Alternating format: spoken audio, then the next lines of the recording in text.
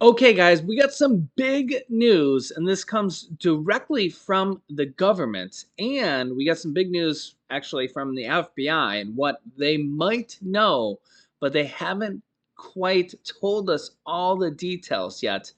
Let's dive in here. Take a look at this. Okay, so you can see this headline here from the Wall Street Journal. Lab leak most likely was the origin of the C-19 pandemic.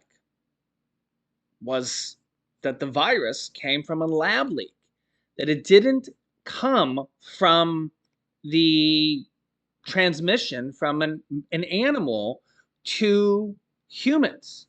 This is coming directly from the Energy Department, the US Energy Department's findings.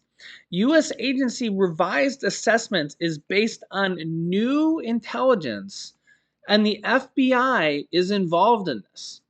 Take a listen to this video I'm going to let you hear, and then I'll also let you hear from White House National Security Advisor Jake Sullivan, his comments on the matter, because this is a massive, massive thing for the US government to give us their new findings based on new information here. And what we're going to be finding out even more here. And then I'll tell you what Congress is doing with Dr. Anthony Fauci. Take a listen here. There is new intelligence that's likely to rekindle the unsettled debate over the origins of COVID. The U.S. Department of Energy has concluded that it most likely came from a lab leak and not from an infected animal.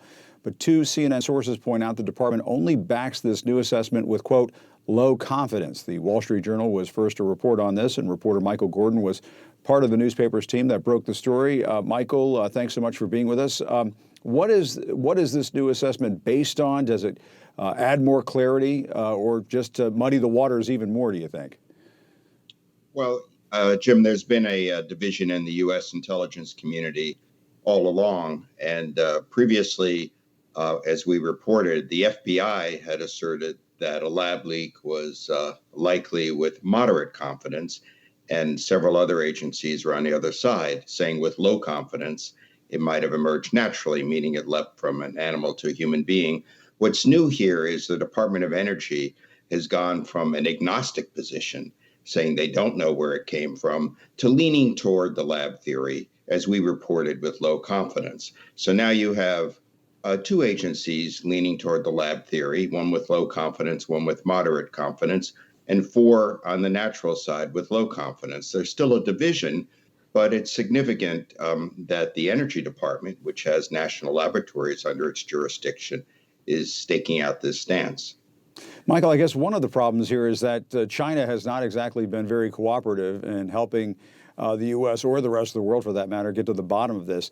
Without that kind of cooperation, will we ever know with any kind of certainty where the virus came from? Well, I certainly think there's the potential to learn more, and that's the view of certainly scientists like Dr. Relman at Stanford who have looked into that they haven't exhausted all the means of learning about it. But one thing, Jim, that I think is important is the American public really hasn't been told enough about this. I mean, the administration has done an intensive intelligence community review, a 90-day effort. And what happened was they updated it recently in a several-page long classified report whose very existence was not known until we wrote about it in the Wall Street Journal. And the two parties that are analyzing this as a potential lab leak, the FBI and the Department of Energy, they've not testified to the Congress. No one's heard directly from the FBI or Lawrence Livermore Laboratory, which did an assessment on this, why they come to this conclusion. And I understand there's an imperative to protect classified information, but it would seem possible to describe the logic of this in somewhat greater detail. What we have now is a 17-page unclassified report from October 2021, and not much direct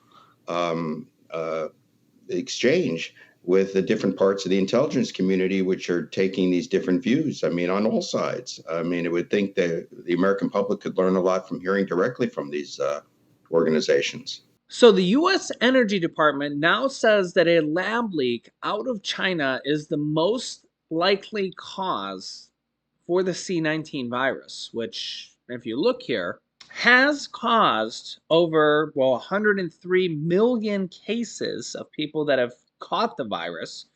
And those are only people that actually went to official testing facilities or reported it.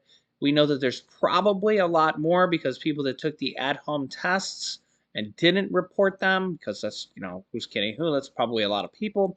And also people that just got sick but didn't even test or didn't even maybe know what virus it was, okay?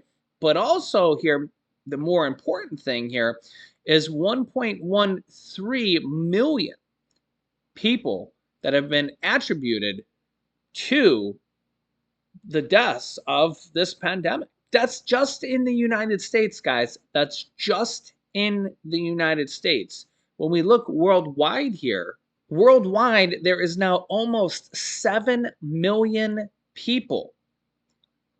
I mean, it's unbelievable. 7 million people. And we now have multiple agencies, and this is just from the US, saying that their best assessment is that it came from a lab leak in China. Yeah. Here's what White House National Security Advisor Jake Sullivan has to say regarding exactly this. Take a listen.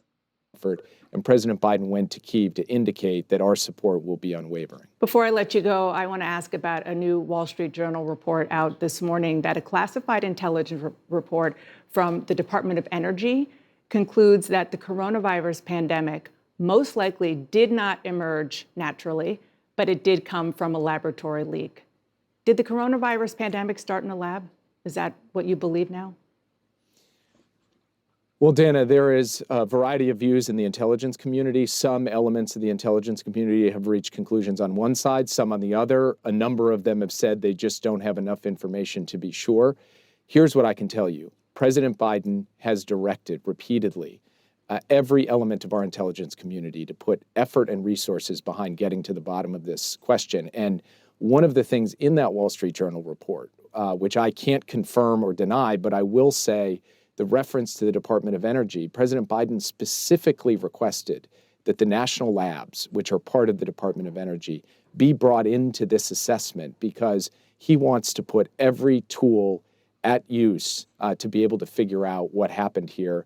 And if we gain any further insider information, we will share it with Congress and we will share it with the American people. But right now, there is not a definitive answer that has emerged from the intelligence community on this question. But that's the thing, is that they're not sharing all the information with the American people. The FBI and the Department of Energy and government agencies do know more that is under classified information and classified documents. And as you heard, the FBI hasn't even testified on this matter under Congress. And there is a lot more information that they do know that they're not telling us, at least yet. You can also see here, just a few days ago, Republicans launched probe into the origins with a letter to Dr. Fauci, calling the Fauci called the GOP criticism nonsense, but says he will cooperate with Congress. And House Republicans kicked off an investigation Monday into the origins of the pandemic or of the virus by issuing a series of letters to current and former Biden administration officials for documents and testimony. Yeah. The Republican chairman of the House Oversight Committee and Subcommittee on the Virus and Pandemic requested information from several people, including Dr. Anthony Fauci, surrounding the hypothesis that the virus leaked accidentally from the lab, which is now what the Department of Energy is saying as well. Representative Brad Wenstrup, Republican from Ohio, says this investigation must begin with where and how this virus came about so that we can attempt to predict, prepare, or prevent it from happening again. Representative James Comer, Republican from Tennessee, chairman of the House Oversight Committee, added that Republicans will, quote, follow the facts and hold U.S. government officials that took part in any sort of cover-up accountable. Wow. So what are your thoughts here on this new information and these new investigations? What will we learn here going forward? I will keep you up to date here because we're probably going to be learning a lot of new stuff here. So make sure you're subscribed to our YouTube channel. Just click the subscribe button down below, then the bell icon so you don't miss out on any new videos. It's free to do so. New videos come out here every day at 10 a.m., 3 p.m., and 8 p.m. Eastern Standard Time, and I'll keep you up to date here with everything going on here in our country on a daily basis. Also, don't forget to like these videos if you appreciate them, and also share them with anybody that needs to hear this. Here's some videos you can watch next. Here's a really good video on a case going on in the Supreme Court. It's actually two of them that you need to know about. Very big things that actually could be life-changing. And here's a video about new Social Security benefits and Medicaid that's ending for millions of Americans.